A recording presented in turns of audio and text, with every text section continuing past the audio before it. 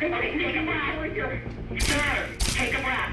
And my wife, she's right in the garage.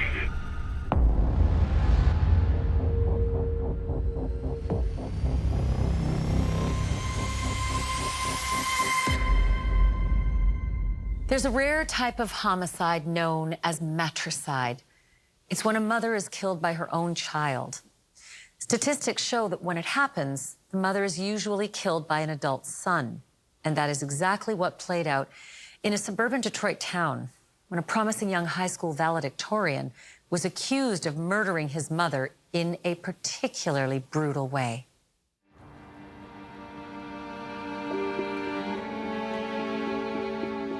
You could probably count the numbers of murders in Highland Township on one hand over 20 years. Highland Township is a bedroom community to Metro Detroit, but it's also a standalone community. Everybody knows each other. They're on the fringe of the country. You have, for all intents and purposes, the all-American family. You have a kid who is the valedictorian of his high school. You have a mom and two kids. Their father, Bernie, works at a major car company in the area.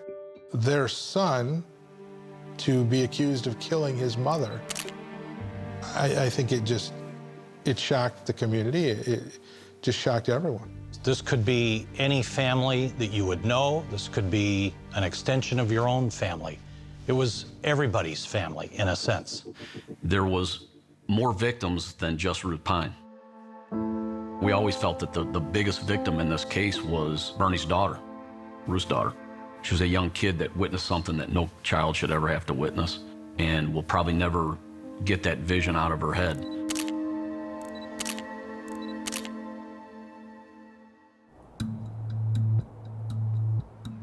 His young daughter went around to take her backpack in after she'd come home from school, and she realized that she couldn't get inside the door because Ruth's arm was against it.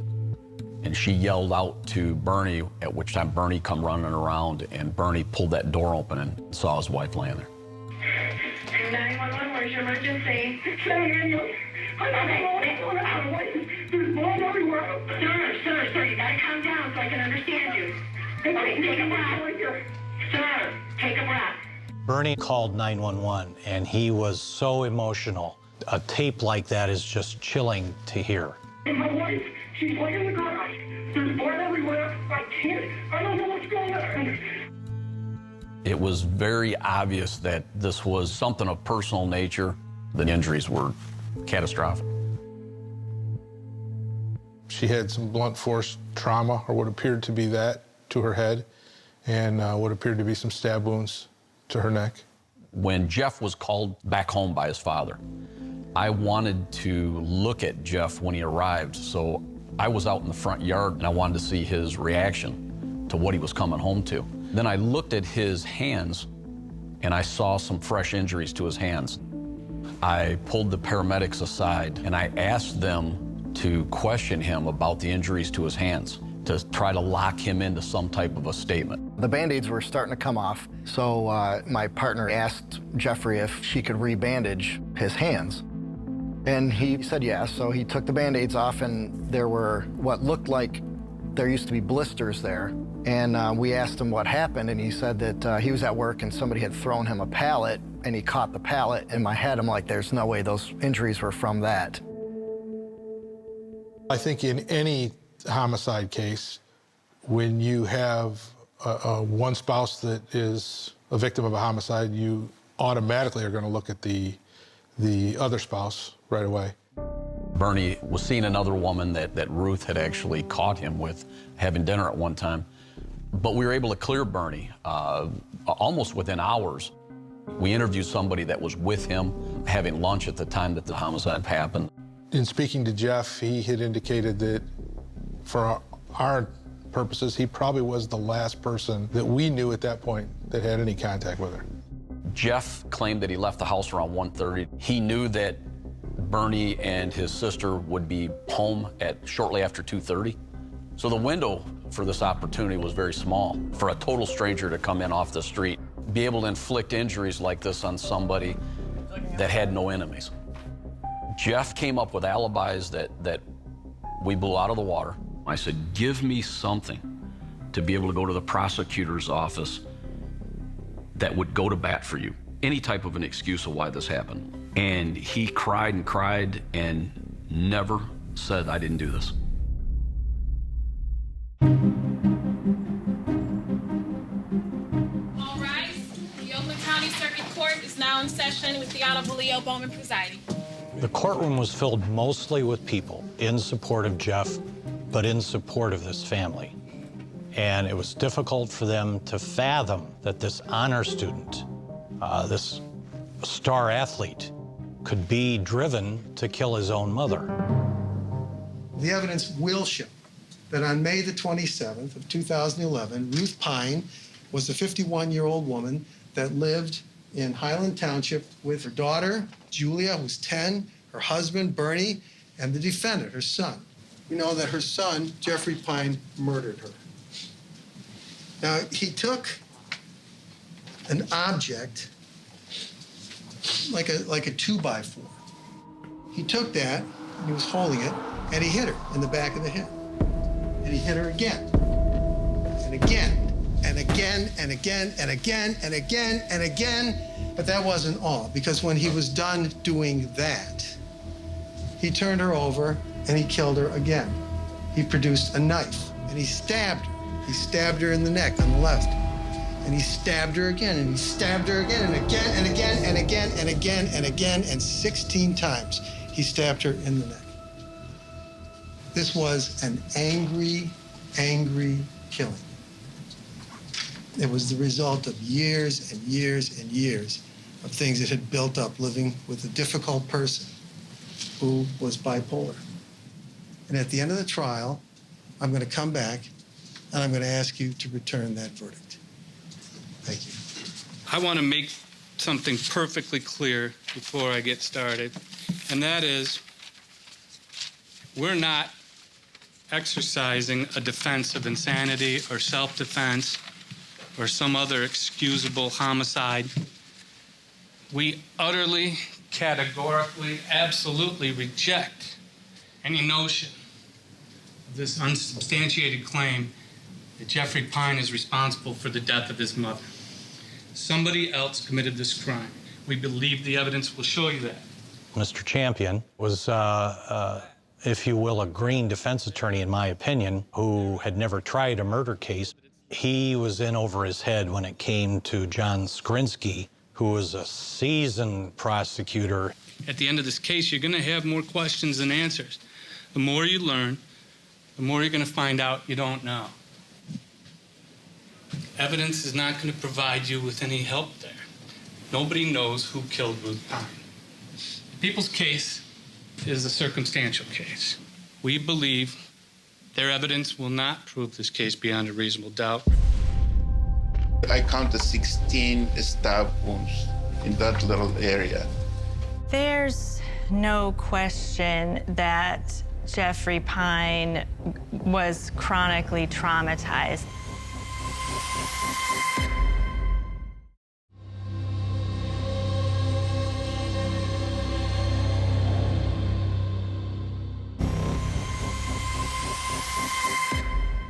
Jeffery Pyne was charged with the vicious killing of his mother, Ruth. But 10 months before her death, Ruth was arrested for assaulting Jeffery, choking him and punching him.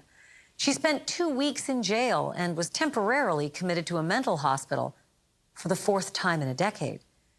Ruth had long suffered from bipolar disorder. There were times she refused to take her medication and reportedly became abusive to her children. During the course of our investigation, we learned that Jeff was a pretty mild, meek individual up until something happened that day. There's no question that Jeffery Pyne was chronically traumatized by watching his mother suffer what she had to experience through the course of her illness. I grew up with a mother who was bipolar, manic depressant, and you don't know on any given day which person you're dealing with. You might be dealing with the manic, with the depressed. It's difficult to control someone in this situation because they don't want to take the meds. The meds drug them down, and they don't like how they feel. Doctor, you performed the autopsy on Ruth Pyne, is that correct? Yes. What did you find? On external examination, in this case, there were multiple blunt trauma and as well as sharp injuries. What did you find on internal examination of the brain? There was multiple fragments of the bones of the skull. Also, there was hemorrhage of the brain. And you said that this looks like something that, made by an object with some kind of an edge to it. Like, say, for example, a 2x4, the edge of a 2x4, be able to do that. It's possible. Okay. We never found any murder weapons. I believe the main instrument that caused the blunt force trauma was something like a 2x4, if not a 2x4 itself. And the wounds in her neck were caused by some sort of knife. We had walked Bernie through the garage to show us whether or not anything was missing, tools, anything that could have caused the injuries that Ruth sustained. And Bernie said that he was positive that he was missing a section of a 2x4. This is the back of the left arm. Deep in that area, there is a fracture of the distal humerus of the left arm. Right, the humerus is the upper arm bone? Yes, and in this area, the forearm has another impact. And deep to this impact here, there is fracture of the bone called radius. What else can you tell us about this? Probably the deceased was trying to defend herself, and at the time she was being attacked, she put the arm like, for instance, somebody's going to blow the head, put the arm like this, and that is the reason I think she received that blow to the elbow area and to the mid forearm and caused that fracture. Now, Doctor, there were also some sharp force injuries on Mrs. Pyne, correct? Correct. You see in one section, I counted 16 stab wounds in that little area. Clearly, this was a murder of rage with the beating, the crushing of the skull, and then the stabbing in the neck 16 times. This was someone who had pent-up anger, and it manifested itself in a split second. Is this what you saw in the corner of the door, the lower corner of the door?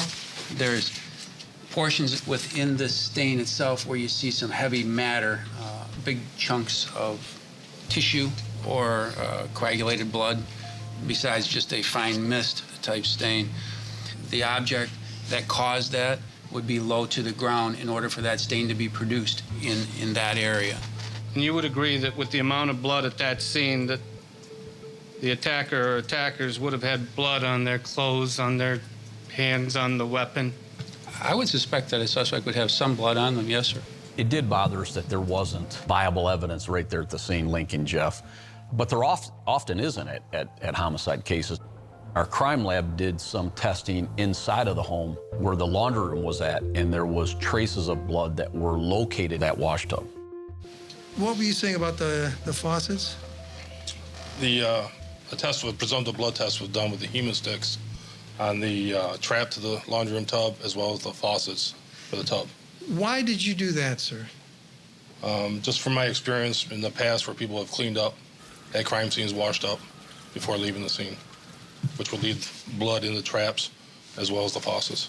Jeffrey had time to shower. He had time to clean up. This is the faucet to the laundry room. I took a cotton swab, sterile cotton swab, applied sterile water to it, rubbed it on the handles itself, the cold faucet on the right, and then applied it to the hemostick, and it came back positive for blood. I did a swabbing of the blood stain on the handle and put that into a tube and retained it for DNA analysis.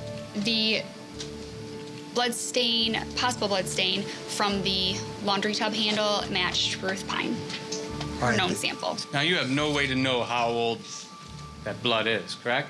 No, I don't. There's no time stamp that it was from May 27th, 2011, or May 27th, 1997, right? Correct.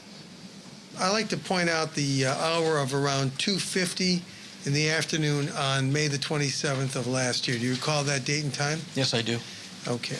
And where were you at that time? I was at the substation getting changed to start my shift. Okay. I heard a call come out to Highland deputies of a some sort of trouble call in the township. When I arrived, I saw the paramedics were attending to Jeffrey in some way. I don't know exactly what it was, but I did notice at that time that Jeffrey had a lock blade type knife in his front pocket. I advised Sergeant Glover at that time that I did see a knife on Jeffrey. I would be taking it, and Sergeant Glover advised me to take it and turn it over to Deputy Foreman with our forensic division. What did you do with the knife? I took I examined it visually. I did not see any red-brown staining. I then took a wet swab and swabbed the entire knife, and in the crevices of it, and tested that swab with that presumptive color change test for blood. And you did not find any blood or DNA on that knife? No, I did not. Whoever committed this crime left you with absolutely no trace of evidence in that garage directly linking them to this crime, to the exclusion of anybody else. Isn't that correct?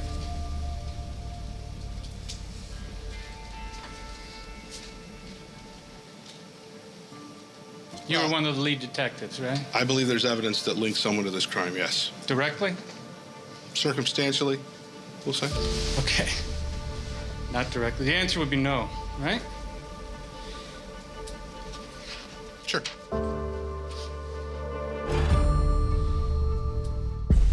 For me, the most powerful moment in the trial was looking at that police interrogation tape. Did you do anything today at all to hurt your mom?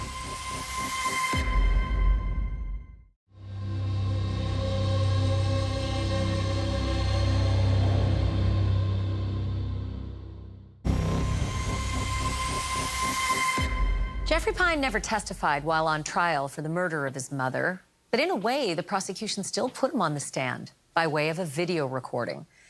Detectives interviewed Jeffery Pyne not quite 9 hours after his mother, Ruth, was found dead, and the jury saw the whole tape.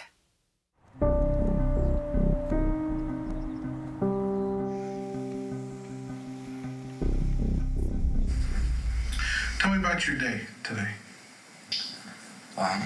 I just got up about a little before 10. Didn't really do a whole lot. Knew my mom was grocery shopping. When she got back, I helped her unload the car, and we put the groceries away. She went upstairs to lay down, and I was just kind of chilling, waiting to go to work, and I decided, well, I'll go over and take care of some stuff for Mrs. Needham before I go to work, because I was kind of bored and I was itching for something to do. Was there any issue? Was she upset about anything, or everything okay when you left? No, everything was fine. I gave her a hug after we put the groceries away, and she was fine. The interrogation tape. If I'm sitting as a juror, if I'm going to decide whether this person is guilty or not guilty, that's the best view I have without this person taking the stand in his or her own defense. Obviously, you talked to your dad, and you know that your mom has passed away. Right? What did he tell you happened? He doesn't know what happened. What do you think happened? I really don't know. I have no idea. I don't think she would hurt herself. She's not that type of person. For me, the most powerful moment in the trial was looking at that police interrogation tape. I got to watch his demeanor, and that told me that I don't think he was telling the truth to the police. See, you have no idea how your mom died or anything? No.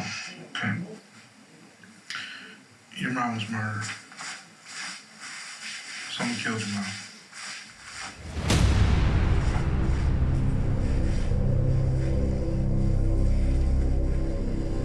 Jeff, I want to ask you a tough question here today. Okay. hurt your mom? No. No. In any way, shape, or form? Nothing. Did you have any arguments with your mom today? I didn't say anything hurtful to her. I did nothing. No idea who would? I have no idea who would. I can't even... It struck me as a little bit off because anytime that he grabbed his face or even attempted to show some type of emotion, there was never any tears. Let's face it, for all intents and purposes, you were the last person that we know that saw your mom alive. You know, nobody's accusing you of anything. We just got to make sure that we go over everything in as little fine detail as we possibly can. Yeah, no, I understand. Okay, Obviously, part of the interrogation was to lock Jeff into his story of the day. That allowed us to attack his alibi that he was giving us. Where do you work? Spice Orchards. Is that the only place you work? That's the only place that I'm employed right now. I also work for a lady who lives a few miles down the road from me. I do yard work, and I'm repainting her basement for her. What's her name? Diane Needham. She used to be my teacher in high school. So. When was the last time you worked for her? I was just there today. Today? Yeah. Okay. What kind of work did you do for her today? Today I just went over and transplanted some lilacs for her. I got over there it was about 1:30, and I left a little after 2:30. He indicated that he had been there that day and was very specific that he had transplanted 5 lilac bushes from one location to another at the woman's request. Do you recognize what's in those photographs? Well, it's this lower one is my house, and showing the lilacs very clearly. Okay. You recognize that? Yes, this is from a different angle, but yes, it shows the lilacs. He insisted that he had planted the lilacs on Friday, and I knew better. I knew he had planted the lilacs on Monday and not on Friday. When he claimed he was planting those bushes at the time of the murder, it turned out he had actually planted them a few days early. That part of his story went out the window as well. What's wrong with your hands? To break the integrity of the skull, you need substantial force.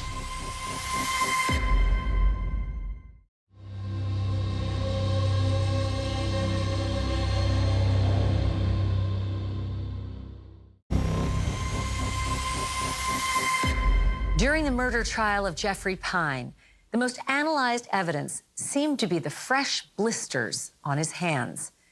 Jeffery maintained he got the injuries while handling a pallet at work. The prosecution argued he got those blisters while grasping a 2x4 used to repeatedly bludgeon his mother's head with so much force that it shattered her skull.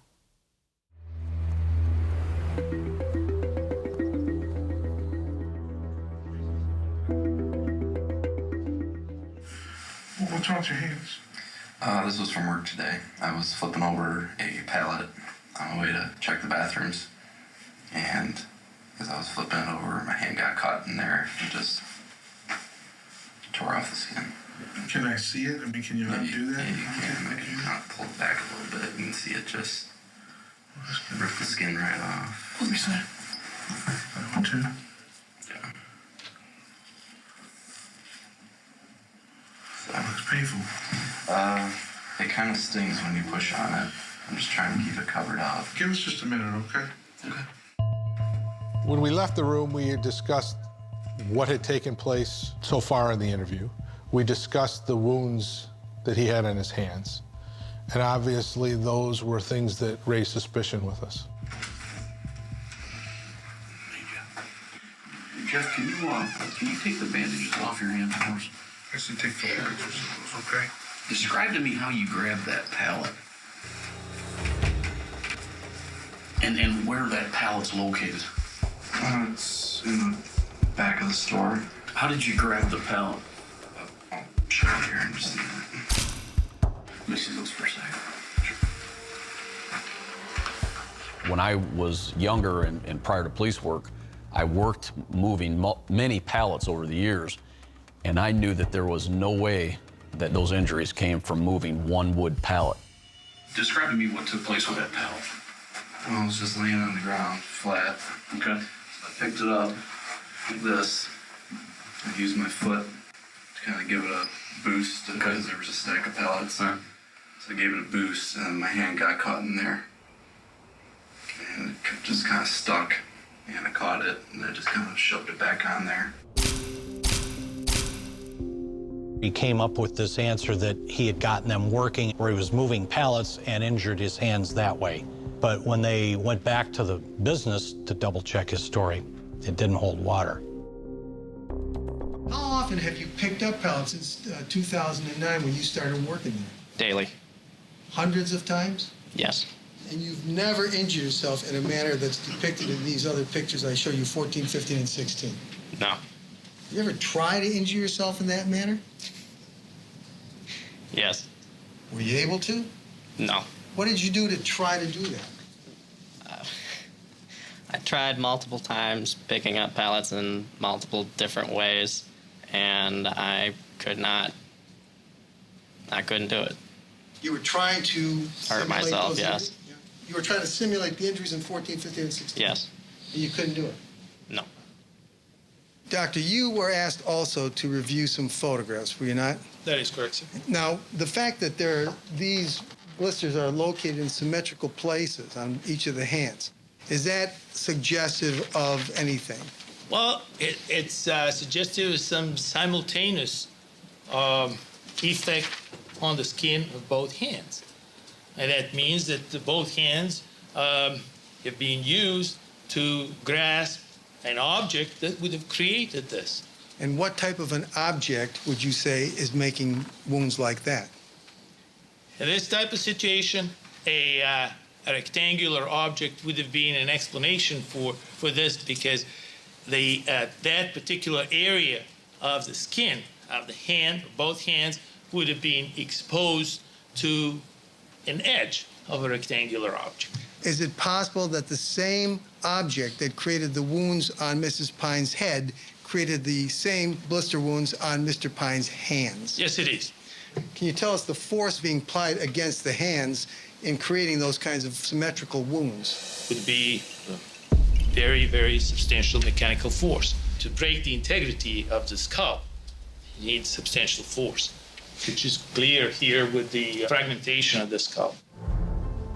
I've always believed truly that there was some type of an argument between Ruth and Jeff in that house, and it pushed Jeff over the edge, and that Jeff snapped and caused these devastating injuries.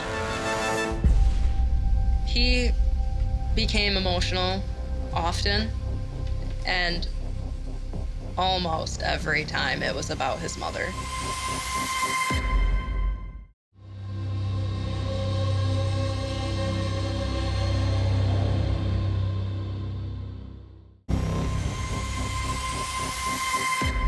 Jeffery Pyne seemed like the strong, silent type. He didn't show a lot of emotion or talk much about being raised by his bipolar mother. But there was one person he confided in, a young woman who knew better than anyone else what was going on in Jeffery Pyne's mind in the year, months, and days leading up to his mother's death. His girlfriend. Do you know a person by the name of Jeffery Pyne? I do. Is he in the courtroom today? Yes, he's sitting right there. How do you know Mr. Pyne? He was my boyfriend. We had been together for almost 2 years. Are the two of you involved in a relationship any longer? No. Okay. She talked about the pain that she saw Jeff go through. He revealed to her some of the pain about living with this mother who went through these mental breakdowns and these episodes, how she attacked him physically. Can I point out to you like a specific time, like say late February, March of 2009? Do you recall that time period? Early 2009 he was crying about his mom in my garage. He loved his mom. And I remember him saying, if I could take this from her, I believe that meant if he had the mental illness instead of her. He's like, if I could take it from her, I would. Because he felt that she didn't deserve that life. You mentioned that he cried about his mother's mental illness. Is Yes. that correct? He became emotional often, and almost every time it was about his mother. How often would you say that happened? Eventually, I had a talk with him and said, I can't do this. It was so unusual for me for a guy to break down and cry this much and always be so emotional. And I guess I, in so many ways, kind of said, you kind of need to man up. And it was gradually less after that. You mentioned that there was more than one incident where she was violent toward him? Yes.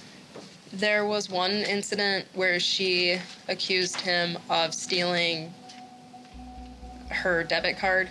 Okay. And can you describe what he told you?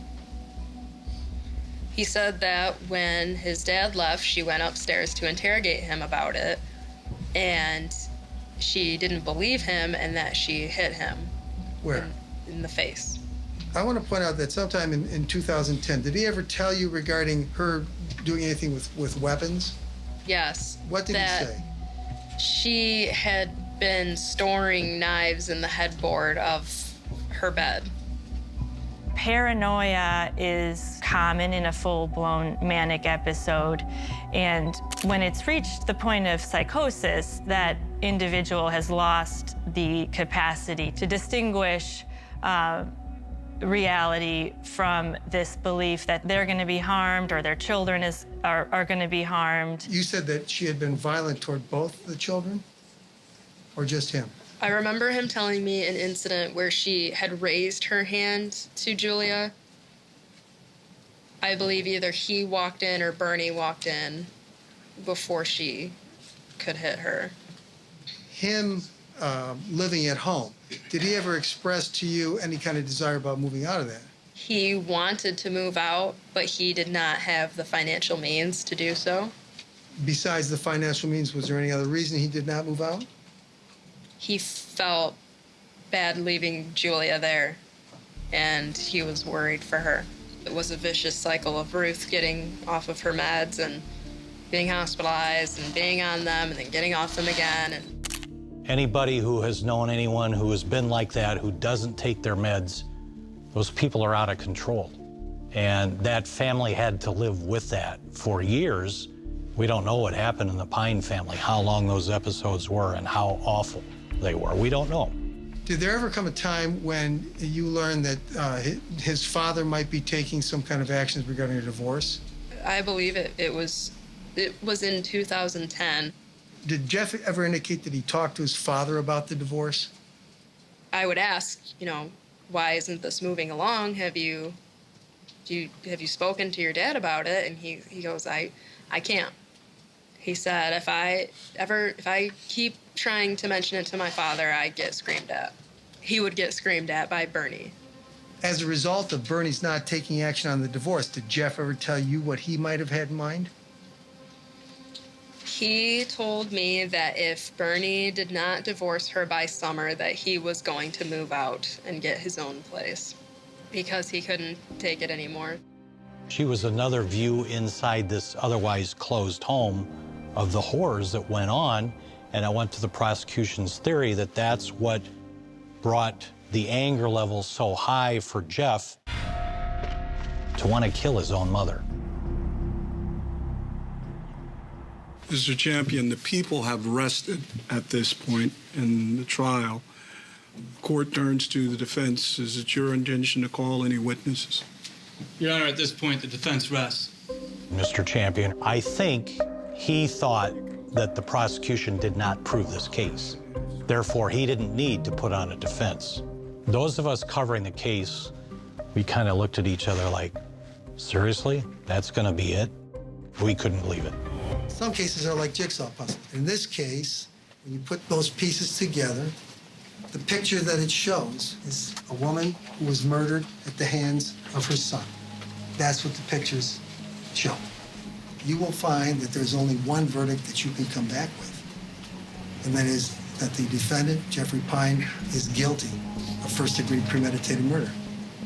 And that's the verdict I'm asking you to come back with. They say that because Jeffrey was assaulted and abused by his mother, he's a murderer. That's not circumstantial evidence. It's not an inference based on logic or fact. Emotions. As far as emotions go, either he shows too many or he doesn't show enough. Because of that, he's a murderer. Because Mrs. Needham remembers her lilac being planted on a different day, Jeffrey's a murderer. It doesn't follow. So with regard to the injuries to his hand, people say that makes him a murderer. They don't even know what the murder weapon was. It doesn't follow. It's not evidence. It's not based on facts or logic. It's based on hunches. I told you in the beginning nobody knows who killed Ruth Pyne. That didn't stop the Oakland County Prosecutor's Office from going after Jeffrey. They're counting on you to fill in the blanks in this case. And I'm asking you not to do that. I'm asking you to go render the only verdict this case requires. The verdict of not guilty. Thank you.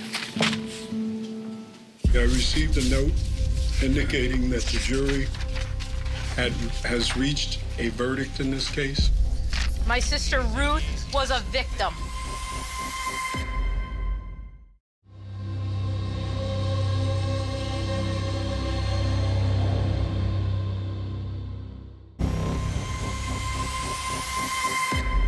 Jeffery Pyne was a favorite son of Highland Township, Michigan.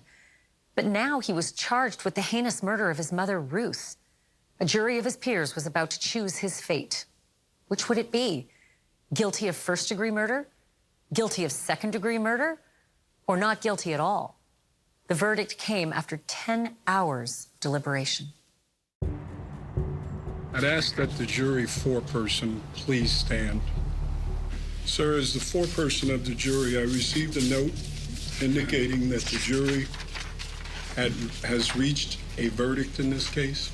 That is correct, Your Honor. And the verdict as reached by the jury, is it unanimous?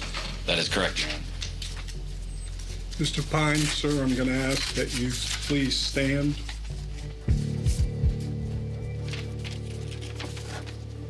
As the foreperson for the jury in this case, I'd ask that you publish the verdict of the jury as reached in the case of People versus Jeffery Pyne.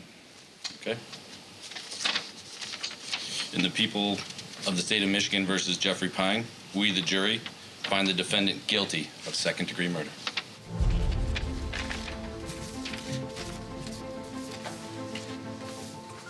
I never thought that this was a premeditated homicide, you know, to where Jeff had planned this, to do this to his mother. I never thought that. I thought the second degree was more than appropriate and that the right verdict was given. Court stands adjourned. All rise.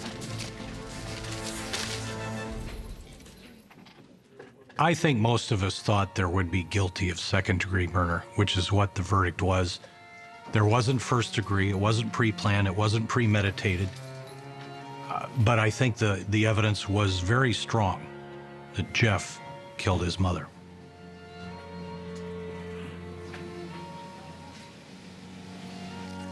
My statement. My sister Ruth was a victim. She was not the monster the media portrayed her to be. Some justice was served by the guilty verdict today. I am deeply saddened by my sister Ruth's senseless death. This was a heinous crime. Ruth Pyne was a victim. Thank you. What's your last name?